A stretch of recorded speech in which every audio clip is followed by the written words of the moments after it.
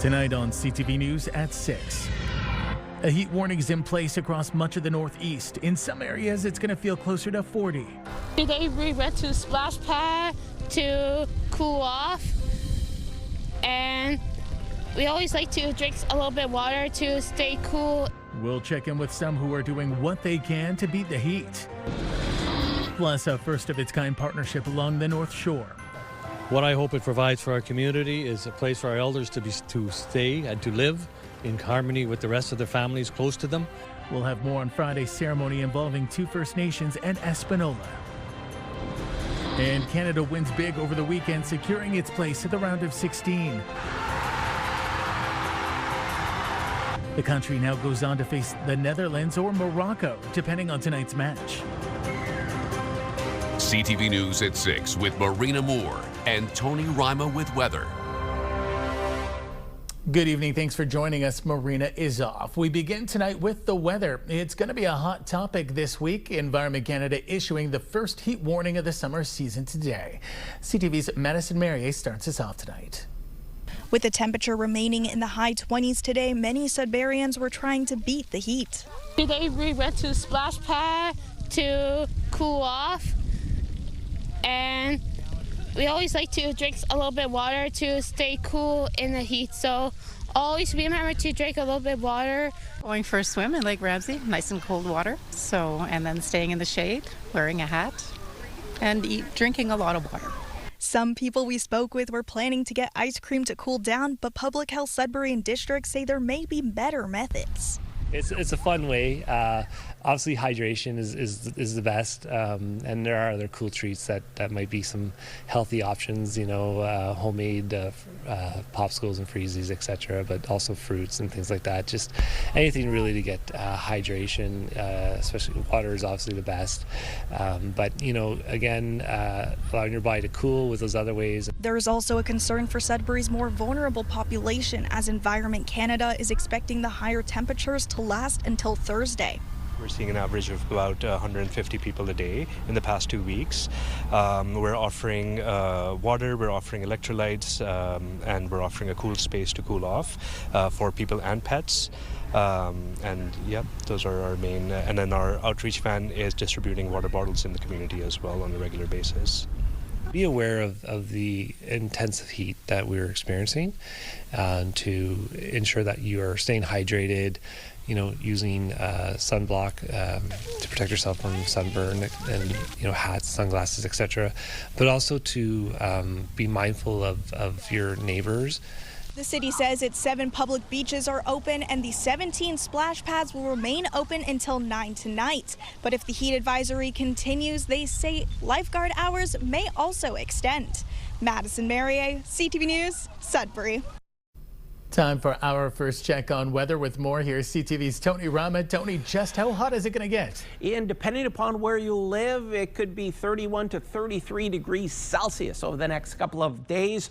We're talking about the heat warning right across our broadcast region, and with the humidex, it'll feel close to 40 degrees Celsius or like 102 Fahrenheit, and that's going to stick around for the next few days. As we take a look at our forecast radar, pockets of activity, especially through the broadcast region. Some thunderstorms rippling through it. That's going to continue over the next few days. We'll have to deal with the heat, of course, the humidity, and some precipitation. How long is that precipitation going to last? Well, I'll tell you a little later in the show. Ian. Thanks, Tony. To Highway 69 now, where there has been another fatal crash, this time Saturday morning. Details are still few and far between. We do know the crash happened around 4:30 in the morning. The highway was closed for several hours between Highway 124 in Parry Sound and Highway 522 in Point O'Barrow. It reopened later in the afternoon. We'll continue to update this story as more becomes available.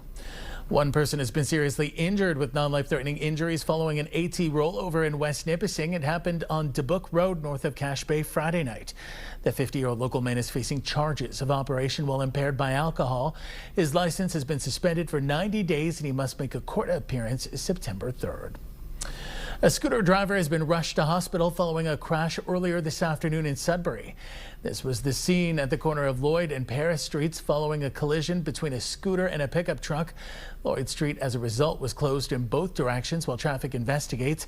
No other details have been released yet by Sudbury police. There's also no word yet on potential charges. 3 people have been arrested and almost $200,000 in drugs seized following a pair of drug busts, one in North Bay, the other Coniston. It was a joint investigation between the North Bay and Greater Sudbury Police Service. One search was in the 300 block of Marshall Park Drive in North Bay, the other on 3rd Ave in Coniston. According to investigators, they seized cocaine, MDMA, crystal meth, cannabis, and hash. They also seized 5 expensive watches and more than $35,000 in cash. A 32-year-old from North Bay and a 41-year-old man and 32-year-old woman from Coniston are all facing charges. A Timmins business owner is being charged with aggravated assault after reportedly attacking someone who had vandalized their business Friday morning with a machete. That from Timmins police, which says the weapon used resulted in significant injuries. Police are reminding the public not to take the law into their own hands and that a person's first priority should be personal safety. The other individual involved here is facing a charge of mischief under $5,000. You can read more on this story by heading to our website at CTV News Northern Ontario.ca. The Sudbury Casino has been fined for not catching a gambler who was using fake ID. Gateway casinos will have to pay $12,500 after a teen was able to gamble on multiple occasions using a friend's driver's license. The teen was caught after his mother reportedly called the casino, warning them her son might be there. Gateway appealed the fine, arguing it took reasonable steps to verify age and acted to remove the teen as soon as it was notified. The incidents took place April 6th to the 8th of last year. The Canadian Medical Association released details today about the 2024 death of a young Ontario boy from rabies. The 11-year-old boy was at a cottage in Northern Ontario when he was believed to be infected by a rabid bat who may have bitten him while he slept. The Journal is warning people to stay away from bats and to report any suspected bites to family doctors. Rabies can be treated with a vaccine if caught early, but in advanced stages is almost always fatal. Infections in humans are extremely rare, with the last fatal case in Ontario recorded in 1967. Canada Day festivities in the Soo will kick off with a bang thanks to the local armed forces. A gun salute marks the first event in a busy summer for the local base, which hopes will translate into a further uptick in recruitment. CTV's Corey Nordstrom reports. One of these howitzers will help bring in the Canada Day celebrations. On Wednesday between 2 and 3 p.m., a gun salute will take place at the Sioux's John Roswell Park. Army officials say the tradition will include about a dozen members, with crowds expected at the waterfront. They're more than welcome to come and watch the gun salute at the park. We're going to have about a 100-meter cordon with personnel keeping people at the right distance. We'll even be able to provide things like hearing protection if required for people, just to make sure they're at the safe distance for hearing's sake, for safety's sake. Canada's birthday is the first of many activities that the 49th Regiment will take part in. Next week, we'll see the first of multiple training sessions, meaning locals should get used to seeing Army vehicles and personnel from across the province throughout the city. We've got a lot of investment coming to Sault Ste. Marie in way of training resources, funding to support that. And so it is going to be a very busy summer for us. We've got 3 courses running specifically the next 2 months, ranging from basic artillery qualifications to more secondary and advanced level artillery qualifications for members. The added visibility is expected to be good for the local garrison, where in recent years both recruitment and retention had hit a low point. Recruiting's definitely in a boom for us here in the Soo, and speaking to the local area, we're definitely seeing an uptick in applicants, an uptick in people making it through the system as a recruit, and so that's kind of what's justifying some of the training we're doing here too, because we've got a lot of soldiers, we're modernizing, we're catching up with new training for them. Marcel says the Sioux's 49th Field Regiment currently has about 70 personnel, but they're hoping for significant growth at the garrison, aiming to bring in at least 30 more this year, with a goal to double their overall complement in the coming years. Corey Nordstrom, CTV News, Sault Ste. Marie. There's more to come on CTV News at 6. For now, let's head to a North Bay shot, a live shot of downtown North Bay and Lake Nipissing. This shot courtesy of the city, where it is looking like an absolutely gorgeous day. How long will it last? We'll check in with Tony, who's got the details. Stay with us. You're watching CTV Northern Ontario. When you see it happen, send it to CTV News. Text 10400. From your screen to ours. Text 10400. Victory after last night's FIFA World Cup match, and as Team Canada moves on to the round of 16, there's a new sense of pride that's hard to miss. We'll know tonight who Canada will play next, but either way, it's been a historic World Cup for this country. CTV's Adrian Gabriel with a closer look at the new energy for soccer.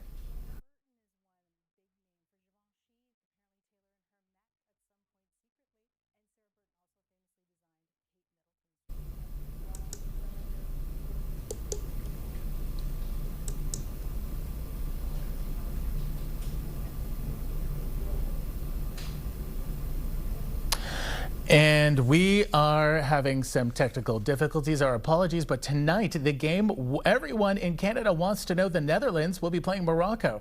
The match starts at 9 p.m. Eastern, 6 p.m. Pacific on TSN, where Canada will face the winner.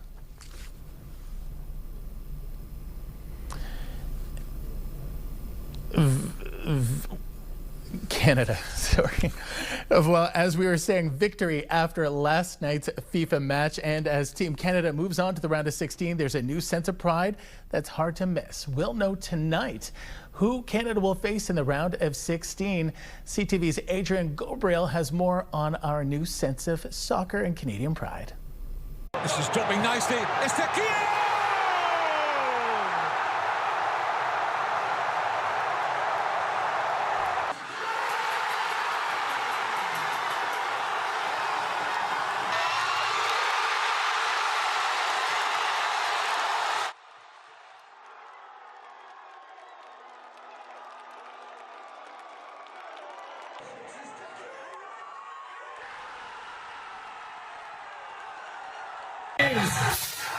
From patriotic pandemonium on the Pacific coast to a triumphant tidal wave of emotion along the shores of Lake Ontario.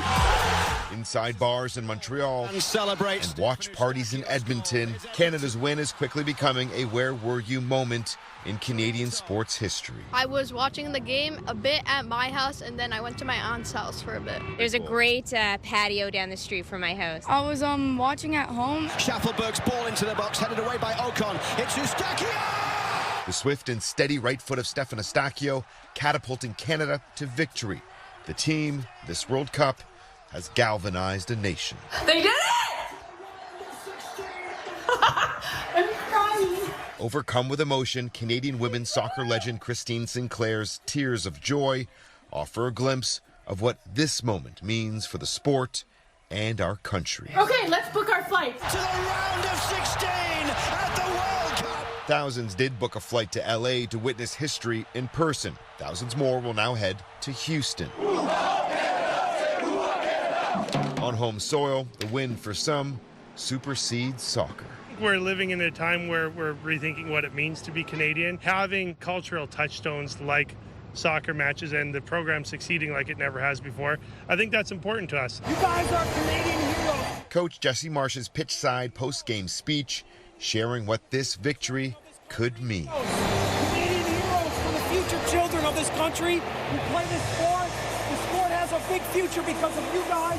If these pint-sized players on the pitch are any indication, Marsh's pep talk is on the mark. What do you love about soccer? When you get a lot of good goals. Well, I usually play defense. At my old school, soccer was like the biggest thing ever. Like, we fought over which fields we would play in. I could be a really good soccer player one day. As the country falls in love with the beautiful game, the ties that bond a nation are pulled together. A soccer awakening is afoot across Canada. As the men's national team elevates their game, a country is taking notice and taking to the pitch. Adrian Gabriel, CTV News, Toronto. A first-of-its-kind partnership is bringing together 2 First Nations, municipal government, and a regional hospital to build a long-term care home meant to serve the Espanola Manitoulin region. There was a traditional ceremony Friday honoring the land where the proposed new facility will be built, keeping elders and seniors close to home. CTV's Elena Everson reports. A traditional ceremony to ask the spirits of the trees, plants, and living creatures permission to build on this land. The town is providing the 19 acres across from the Espanola Hospital, the proposed future site of a new long-term care facility. To honor the land, the territory of Whitefish River First Nation. It's something that we have to respect. It's part of our 7 grandfather teachings and be able to establish success. At our ceremony earlier today, talked about reconciliation, talk about how as communities that are in close proximity to one another can come together and find ways to partner that in this particular case will service our elders from all of our communities. This ceremony was also to ask for guidance to do things in a respectful way. It was a good time to reflect on the honor and the respect of the culture of the First Nations. And it's great to see the cooperation between the hospital, the First Nations, and the town of Espanola. What I hope it provides for our community is a place for our elders to stay and to live in harmony with the rest of their families close to them, and for the whole area. Right now, Espanola has 1 long-term care facility with 32 beds and 130 people on a waiting list. The town is the closest community with an LTC facility to the Whitefish River First Nation and Sagamok Anishinaabe. It will be home to many of our seniors and elders, and to give them that dignity, the space, the sense of belonging, the care that they deserve. At the end of the ceremony, everyone placed tobacco in the fire, a gesture asking the spirit of the fire to help guide the project. Ellen Everson, CTV News, Espanola. Sault College has appointed its next president. Sherry Smith will take on the role permanently after serving as the interim president during the post-secondary school search. Smith has been with Sault College for the past 19 years, including as vice president of academics, innovation, and student success. Back now for a check on the current conditions with Tony Rima. Thanks for that, Ian. It's a warm one out there. Let's take a look at our current temperatures. They should be about 23, 24 degrees. It's 27 degrees in through Cochrane and Timmins, 28 for Moosonee, 29 for Kapuskasing, a mix of sun and cloud, 25 for Chapleau, Wawa's 24 degrees, Sault Ste. Marie, sun and cloud, 22 degrees, Parry Sound, beautiful sunshine, 27 as we head north, 27, 28, 29 on the board, lots of sunshine for Greater Sudbury, 26 degrees, mix of sun and cloud, a little cooler as we head to Manitoulin Island, Gore Bay 24 and Elliott Lake 22. So will you have to use air conditioning tomorrow, especially in through Temiskaming Shores? The answer is yes. Tomorrow morning, 8 o'clock, not so bad. Then after that, the heat starts to increase, the humidity goes up, and you may need that air conditioning. If you don't have air, well, maybe you can go to a public library or the mall or find someplace cool, maybe by a beach. You know, a lake, maybe go for a swim. I'll have your 7-day weather forecast still ahead. Ian. Thanks, Tony. Mattawa residents and those traveling through town are going to notice a few tie-ups over the next couple of days. Filming on a new project through Mannequin Film will be starting tomorrow and will run until July 3rd. Several locales in the downtown will be impacted, including Valois Drive, Main Street, and the Belanger Bridge area. OPP paid duty officers will be present, and residents could notice some traffic disruptions. The filming crew says any disruptions should not last any longer than 3 minutes. Next on CTV News at 6. Both sides stand down with a commitment for more talks as the world waits for U.S. and Iran. And a state of emergency has been declared in Alberta due to rain and flooding.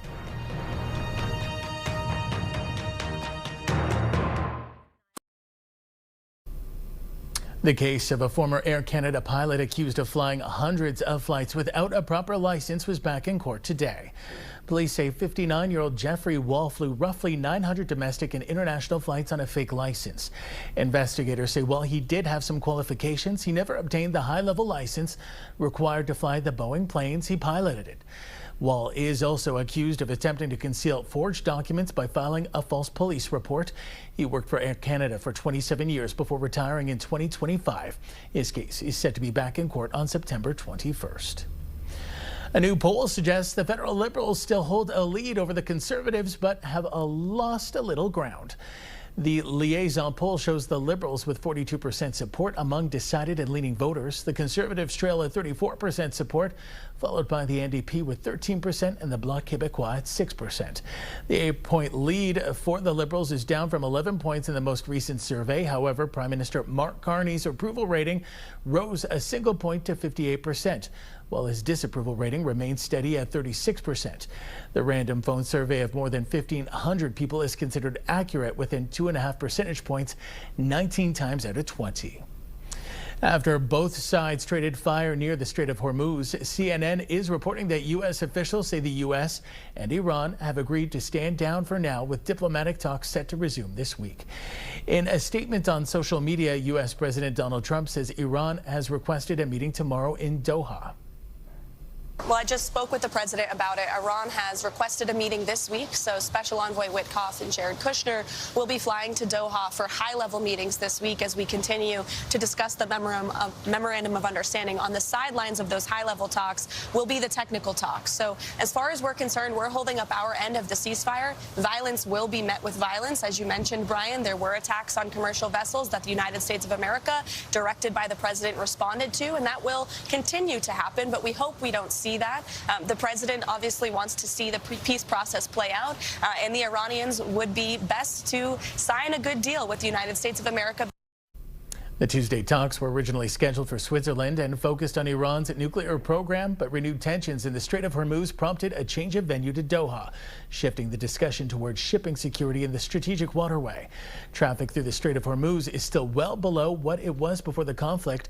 Shipping companies are also facing confusion over who to follow as different authorities try to manage vessel traffic. Meanwhile, despite a new agreement signed just days ago, fighting between Iran-backed Hezbollah militants and Israeli forces continued in southern Lebanon over the weekend. The Israeli military says it struck 3 Hezbollah command centers in southern Lebanon on Sunday and dismantled a launcher it says was used to direct attacks. Hezbollah says Israeli strikes hit residential buildings in the same areas, calling it a, quote, blatant violation of the ceasefire. A deal between Israel and Lebanon signed Friday, and Washington called for Israeli troops to pull back as Hezbollah is disarmed. But Hezbollah was not part of the talks and has rejected the terms of the deal. A 4.6 magnitude aftershock struck north of the Venezuelan capital today, but no damage was reported. Round-the-clock search and rescue efforts are into their 4th day after 2 powerful quakes hit last week. A 60-year-old woman was pulled from the rubble of a building in a coastal town. She had been there 86 hours. The back-to-back earthquakes on Wednesday killed close to 1,500 people. Venezuela has received support from 24 countries, which have sent more than 500 tons of supplies and over 2,700 rescue and support personnel. A local state of emergency has been issued in Alberta's Kananaskis country because of flooding. Alberta Parks is advising people to avoid non-essential travel to Kananaskis. That's about an hour west of Calgary, on account of flooding that has closed some roads, limiting access to the area. People already there are encouraged to remain where they are, while visitors are being encouraged to postpone travel until conditions improve. And the Alberta government has issued high stream flow advisories for the Bow and Elbow rivers through Calgary. Calgary has already seen between 20 and 40 millimeters of rain, and another 40 to 60 millimeters is still possible. At this time, the city says it is not expecting any overland flooding. The sun is beating down on countries across Europe as the continent struggles under an unrelenting week-long heat wave. The death toll continues to rise, and there are now growing concerns over the spread of wildfires. In France, officials now say the heat wave has contributed to more than 1,000 deaths, overwhelming mortuaries, and in Poland, tourists are also facing record-breaking temperatures. I come from Australia, the Gold Coast, and we get fairly warm days, but nothing like this. This is more like the sort of heat we get in Central Australia. Some people in Warsaw cooled off in misty sprinklers, while others stayed away from outdoor areas, leaving the typically busy city emptier than usual. In Vatican City, worshippers braved the hot weather to watch and listen to the Pope, many with umbrellas and fans in hand. Scientists say the heat wave, which began on June 20th, is the worst in Europe's recorded history. There's more news ahead, but first, here's your full weather forecast with Tony Rana. Thanks for that, Ian. Well, speaking of heat waves, this heat wave on this map is going to stick around at least until Thursday, maybe until Friday. Temperatures 30, 33 degrees. Add the humidity. It's going to be a lot warmer than that.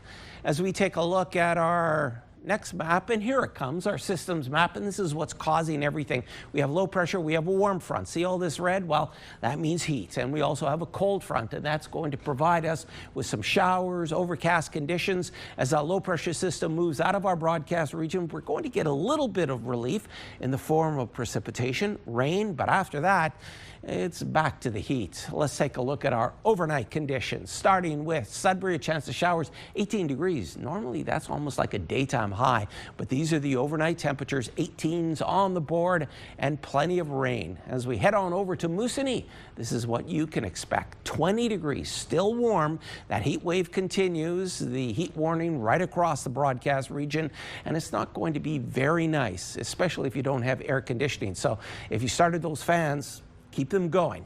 Let's take a look now at our 7-day forecast, starting with Sudbury, Nickel Belt. Tomorrow, well, cloud showers and a risk of thunderstorms. 30 degrees with the humidity. It will feel like 39, so well over 100 degrees Fahrenheit. On Wednesday, a little clearing, even warmer for Canada Day. Then the temperature drops, but the rain is going to stick around. At this point, Saturday, Sunday look pretty nice. It should be 24. It's going to be 29. Moving on to Sault Ste. Marie, Algoma, hot and humid conditions. Also risk of thunderstorms. 31, the normal high for this time of year. 23, Canada Day, 28 degrees, some clearing, and then we get back to the rain. Saturday looks pretty good at this point. Sunday, overcast, still going to be hot and humid for this time of year. Timmins, Cochrane, Kapuskasing, risk of thunderstorms, 31. Heck, it's going to be even warmer on Wednesday. We're going to get a little clearing on Canada Day. And on Thursday, well, the temperature drops just a little bit, gets a little bit more seasonal on Friday, back to the sunshine Saturday and Sunday. Heading on to Timiskaming Shores and Kirkland Lake, risk of thunderstorms tomorrow, even warmer on Canada Day, and then rain persists. The weekend looks pretty good, a mix of sun and cloud, and 29 degrees on Monday when it should be 24. And finally, your 7-day weather forecast for North Bay, West Nipissing. Overcast conditions, a chance of rain, and a risk of thunderstorms as that system moves through our broadcast region. On Wednesday, Canada Day, well, it's going to be a little bit warmer. On Thursday, the rain persists. Friday, we start to see a little clearing, which is kind of nice. Saturday and Sunday, the weekend, at this point, looks good. And Monday, we'll take a look at that. Mainly overcast conditions and 28 degrees as a daytime high, when it should be about 24 this time of year. And our picture of the day comes to us from Therese Cote of Makenda Lake, and she says, what a beautiful sunset. That's a great picture. You can see the boat in the foreground and of course the sun setting in the background. Thanks so much, Therese. By the way, we love to see your pictures. Send them to us at weather.pictures@bellmedia.ca. And that was your 7-day weather forecast. There's still more news still ahead with Ian Campbell.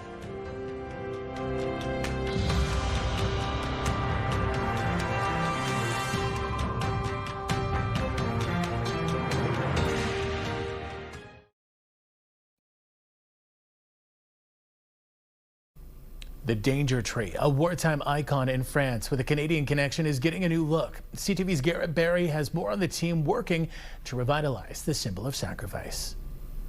Mere meters from the Allied front lines, the Danger Tree is one of the only features in no man's land in Beaumont-Hamel.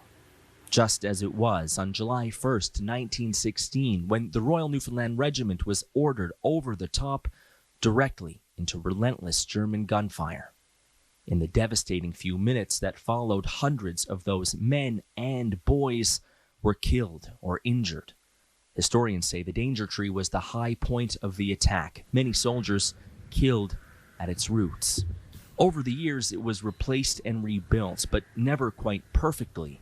And this year, to mark the 110th anniversary of the Battle of Beaumont Hamel, the team from Memorial University in Newfoundland has built a true replica. It certainly used a lot of the technologies and capabilities that we have, but I think the final appearance and the how it looks and feels and appears to folks was very important. The danger tree is a bit of a solemn icon here in Newfoundland and Labrador, but part of the challenge in construction was finding out what exactly it looked like more than 100 years ago during the Battle of Beaumont Hamel. The key, this picture, the only one researchers have found showing the danger tree with people standing nearby. Started to gradually form out what that would look like in 3 dimensions with some imagination and try to guess the scale by the people that were in the picture. So it showed the tree's size just after the end of the First World War. It also showed what it means for thousands of Newfoundlanders and Labradorians. And the importance and significance, for this family to travel over and see the site that their loved one had died was really incredible. So that particular picture and memory for people, I think, really helped to shape what this was going to look like. The tree replica is being installed in France and will be unveiled Tuesday ahead of the 110th anniversary of the Battle of Beaumont Hamel next week. Garrett Barry, CTV News, St. John's. Rainbow colors took over Toronto streets yesterday as the city held its 45th annual Pride Parade. Thousands of people, including the Prime Minister, turning up to show their support for the LGBTQ2S+ community. CTV's Andrea Case reports. Pride on full display and joy as the 45th annual Pride Parade made its way down Yonge Street from Bloor to Nathan Phillips Square. Oh, it just feels like home. It feels like all our people are here. We're just happy, we're cheering, we're just spreading the love. It's nothing but love here, nothing but love. It's going amazing. This is my first Pride. It's super hot, but I'm having a blast. It's amazing. I'm absolutely loving it, and just being able to be with my community and be loved and proud of who I am. It's been wet. It's been alternate showers and extreme heat, but unbelievable energy. The whole city coming together, actually the whole world coming together, because as Coco knows, we got people from Ghana, we've got people from Dominica, we've got people from Grenada, we've got people from the United States of America coming here to Canada to celebrate freedoms. Prime Minister Mark Carney circled June 28th on his calendar a year ago, promising to attend Toronto's Pride Parade. He not only walked the route, he joined in the fun, greeting people and taking selfies. We've got to fight for our rights, and we've got to respect each other, love whom we want to love, work together, and no better city than Toronto. The parade features over 200 marching groups and more than 25,000 individual participants, making this the second largest Pride Parade in the world. Just lots of walking, and the spirit gives us all the energy we need. It's like 10 million. 10 million out of 10. It's amazing. Sure. It's been so much We're fun. having a great time. An estimated 2 to 3 million people take in the parade and related events over the course of the month of June. Andrea Case, CTV News, Toronto. A Sudbury-based photographer has been capturing moments of the World Cup. CTV's Lindsay Alick has her story. Famai Tichapen began her photography journey in Thailand, where she worked for newspapers and magazines before moving into freelance photography. Grabbed the camera, started taking photos, and then I really love sports. So I started doing a sports photography first. After a visit to Sudbury in 2018, where her husband is from, the couple decided to move to the north so their son could attend school in 2019. Since then, she has covered rugby, golf, volleyball, swimming, tennis, and soccer events. So applying to cover the World Cup was, of course, something she was interested in. She applied for accreditation in January of this year, but even though she received that, she says she still has to apply for a ticket for each match. I can say that I don't normally follow soccer but I love the action and stuff like that. The main thing is I capture the moment and then the atmosphere, because like for wire service, you want to be as, how do you say it, like broad as possible, like, and then like expression, like the coaches, the team, you know, when they win or when they like frustrated and then they get angry, and then of course when they celebrate the goal, and then the crowd with all the people all dressed up with all the paint. So it's like basically like everything. As for the future, she says she has dreams of covering many sporting events, including the Summer Olympics. But for now, she's not slowing down anytime soon, continuing to cover the World Cup and also the Yonex Canada Open this week. Lindsay Alick, CTV News, Sudbury. Still ahead on CTV News at 6. New prospects with the North Bay Battalion get their first look at the city and its facilities. More on that in a moment.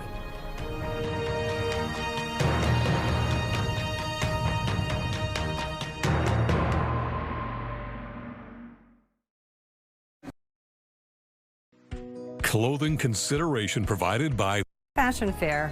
Beautiful clothing for today's woman, where quality makes the difference. Well, it's not your typical hockey weather. OHL teams are in the process of preparing for the next season. Prospects with the North Bay Battalion are getting a first-hand look of the city and team's facilities today. CTV's Eric Tashner has a new look at the new faces. North Bay Battalion's new prospects are getting accustomed to city life and their future home at Fort Longyear Memorial Gardens. Seeing all the the dressing room, the gym, the rink, the experience, I'm really excited to get started.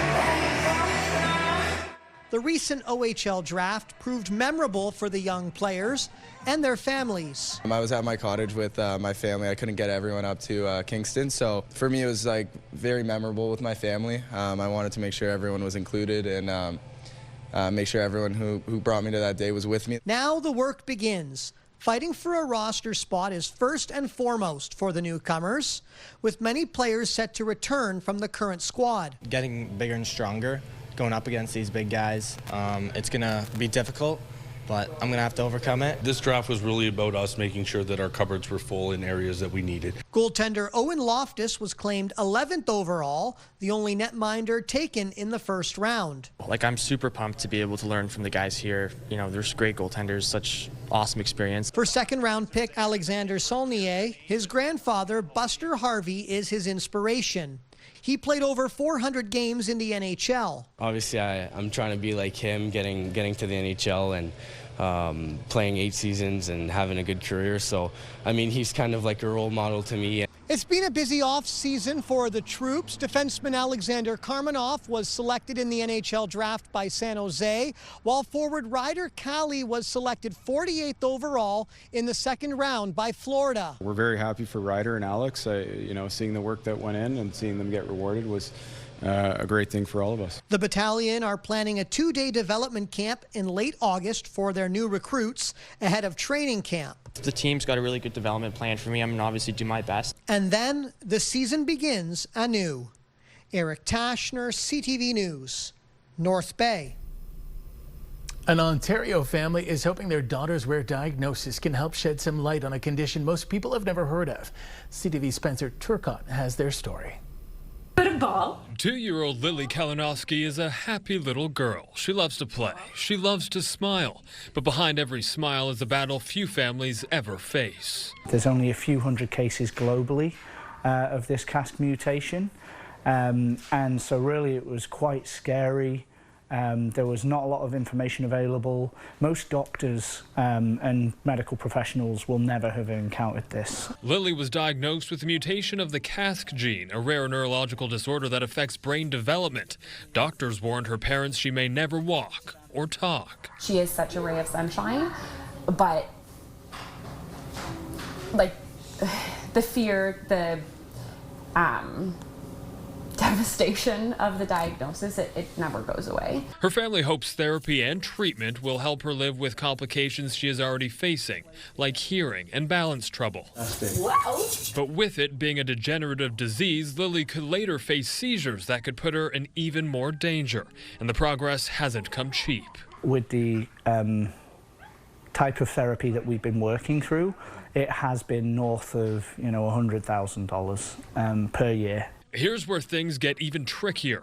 Many of those treatments aren't recognized by Health Canada because of how rare the disease is and how few cases there are. So the family has had to turn to the community for help. So we put on a fundraiser at the beginning of May in Aurora, and we were blown away by the response. Online and in-person fundraisers have been helping with treatment costs and research for a cure.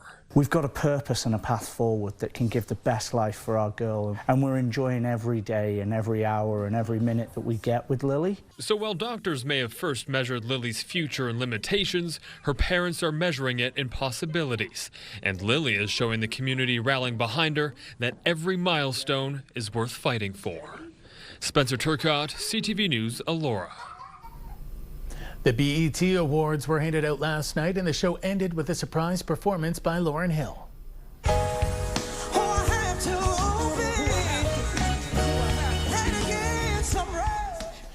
The 51-year-old performed her hit X Factor after being presented with the Living Legend Icon Award. Some of the biggest names in the music world have gathered in New York to pay their respects to Clive Davis.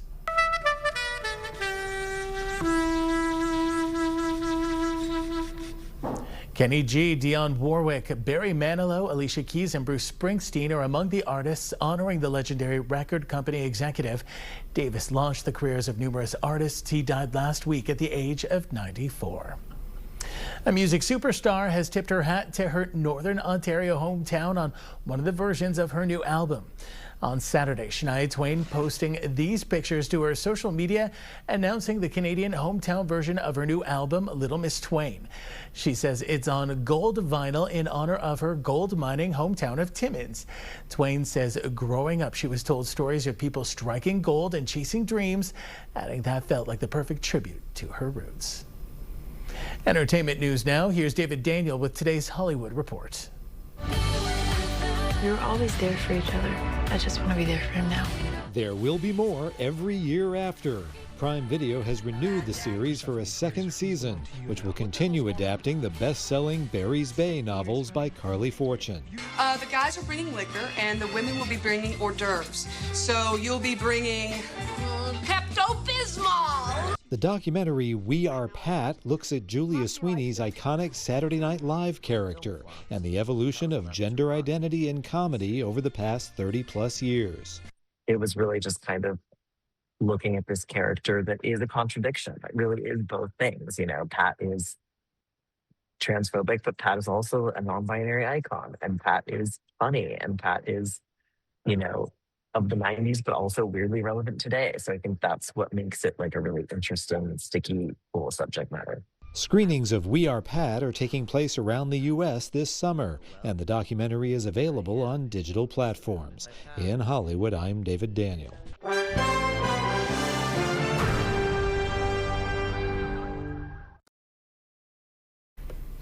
Today marks 19 years since the first iPhone went on sale. The first model went on sale on June 29, 2007. It sold for roughly $500 US and came with 4 gigabytes of storage.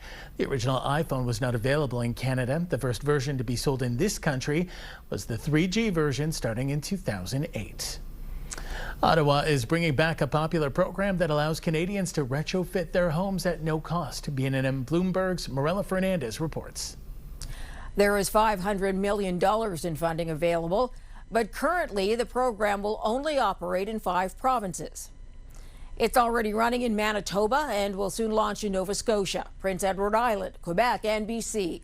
It will be available for low to medium income households, giving them the opportunity to put in extra insulation or install heat pumps to save on energy bills. Here are the closing numbers for the day. The Canadian dollar is down to 70.41. West Texas Intermediate up over $1 to 70.75.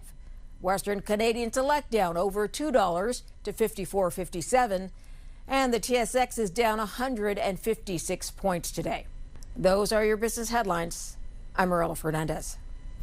And here are the current prices for some key commodities we watch. Gold down 75.17 and closing the day at $4,014.25 US an ounce. Silver down 89 cents to end the day at 58.25. Copper down 3 cents closing at $5.99, and nickel down 12 cents ending the day at $7.34 US a pound. Tony's back now for one last look at the weather. Thanks for that, Ian. The first heat wave of the summer continues. Let's take a look at your weather forecast for Sudbury. 30 degrees and also risk of thunderstorms, Timmins, sun, cloud, and it's going to be hot and humid. 31 on the board. Same temperature for Sault Ste. Marie, risk of thunderstorms there. It's going to be very unsettled, to say the least, as we head on over to North Bay. 30 degrees, sun, cloud, rain, and also a risk of thunderstorms. Parry Sound 29, and Temiskaming Shores 30 degrees, hot and humid tomorrow. Ian. Thanks, Tony. And a heads up for those of you celebrating Canada Day in Sudbury this year. Science North says this year's drone show will be launching from James Jerome Park. As a result, the park and Lily Creek Boardwalk will be closing at 8 p.m. for show setup and safety. There will also be no access to the floating dock. They're suggesting the areas in yellow on the map as the best places to view the show. The drone show will start at 9:45 and last for approximately 1 hour. Finally for us tonight, it's clear a good deal of us here in Canada have FIFA fever. South of the border, American broadcasters had some fun after Canada's huge World Cup win over South Africa. They trotted out an iconic Canadian symbol in a video posted following the match.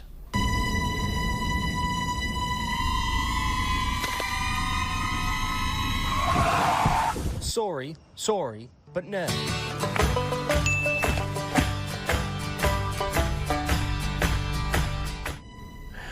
Canada will be watching tonight with the winner of the Morocco-Netherlands up next for the Canadians on Saturday. That game gets underway at 9 o'clock tonight. Pretty cool icon to represent Canada.